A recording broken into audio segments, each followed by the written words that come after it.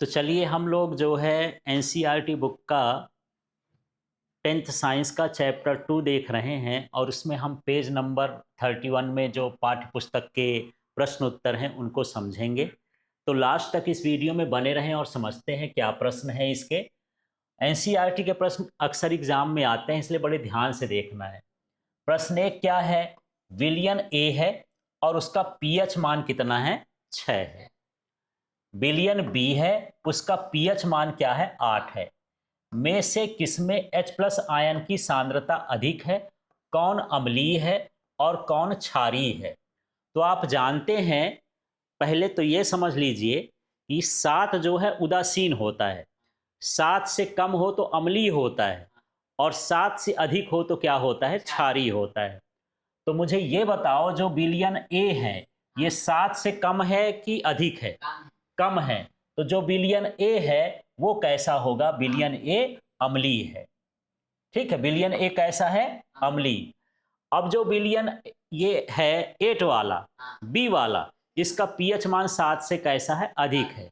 अधिक है तो ये विलियन जो बी है वो कैसा कहलाएगा? क्षारीय। तो विलियन बी कैसा कहला गया?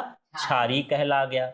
दूसरा आपसे पूछा है इसमें कि किसकी H प्लस आयन की सांद्रता किसमें अधिक होगी।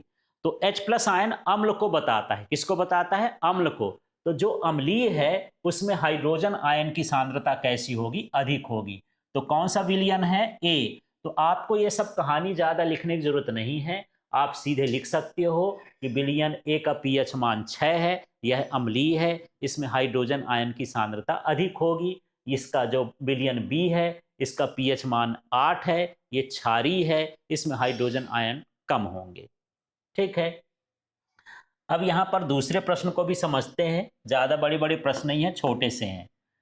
H प्लस आयन की सांद्रता का विलियन की प्रकृति पर क्या प्रभाव पड़ता है?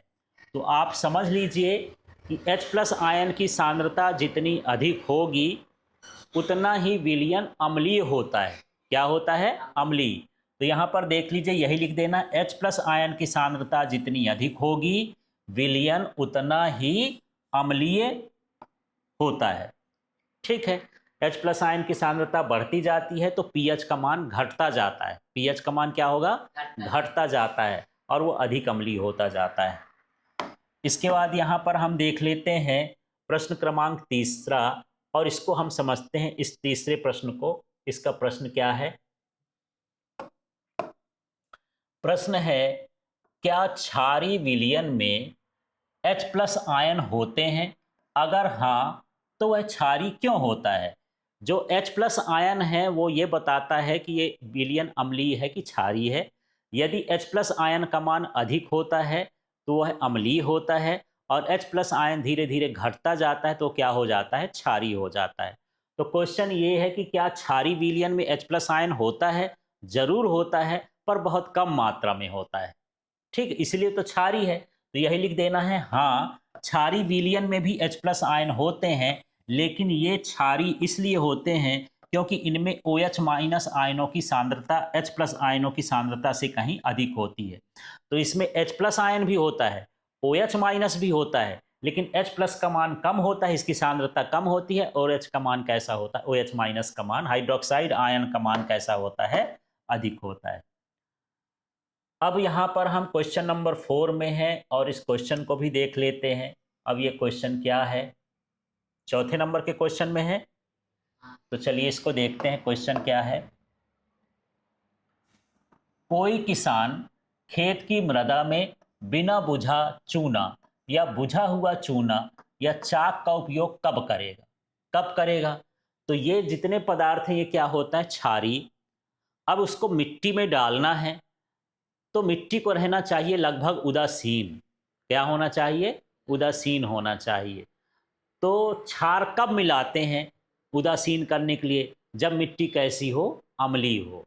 है ना? तो बस इतना ही जवाब देना है कि किसान इनका उपयोग तब करेगा जब खेत की मिट्टी कैसी हो? अम्लीय हो गई हो। ये सभी पदार्थ कैल्शियम ऑक्साइड, हाइड्रोक्साइड और कार्बोनेट क्षारीय प्रकृति के होते हैं, जो मिट्टी की अम्लता को क्या कर देते हैं? उदासीन कर देते हैं। ठीक है। थोड़ा सा ये भी जान लेते हैं इसके साथ साथ लवण परिवार। जैसे समान धन या ऋण मूलक वाले लवणों को एक ही परिवार का कहा जाता है।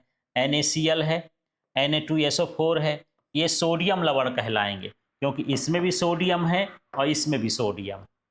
ठीक है, ऐसे हो जाता NaH सोडियम बाइकार्बोनेट, ये भी क्या कहलाया, लवण परिवार। जिसमें जो धातु होती है वो सब में एक जैसे हो लवण में, तो उसे हम क्या कहेंगे कि ये एक ही लवण के परिवार हैं। जैसे NaCl है और KCl है ना, तो ये भी क्लोराइड के कहलाएंगे। इसमें Cl है तो क्लोराइड के परिवार कहला गए। ये सोडियम सोडियम है तो सोडियम लवण के परिवार कहला गए। ठीक है, तो चलिए इसी तरह की लाइव क्लास के लिए आप LK फिजिक्स ऐप को डाउनलोड कर लें और इस चैनल को सब्सक्राइब कर लें।